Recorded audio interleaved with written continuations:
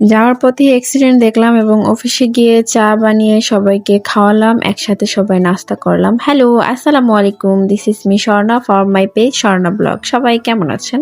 তো অফিসে যাওয়ার পথে আজকে আমরা গুলশান দিয়ে যাচ্ছিলাম আর দেখছিলাম এখানে বড় একটা গাড়ি উল্টিয়ে পড়ে আছে। তো সবাই বলছিল যে ঝড়ের কারণে এরকম হয়েছে, কারণ রাতে অনেক বেশি ঝড় হয়েছিল। আচ্ছা, আপনাদের কোন জেলায় ঝড় হয়েছিল কমেন্ট করে কিন্তু জানাতে ভুলবেন না। আমাদের ঢাকায় অনেক বেশি ঝড় হয়েছিল। তার পথে এই অ্যাক্সিডেন্টটা দেখে আমি তো ফার্স্টে অবাক হয়ে গিয়েছিলাম। আর রাস্তার সামনে অনেক বেশি জ্যাম সিগন্যাল ছিল। এরপরে অফিসে চলে আসি আমি। অফিসে এসে সবার জন্য আমি চা বানাচ্ছিলাম আজকে। আমাদের ছোটখাটো একটা পার্টি ছিল আর এখানে আমি ভিডিও করতে গিয়ে বাহিরেও পানি ফেলে দেই।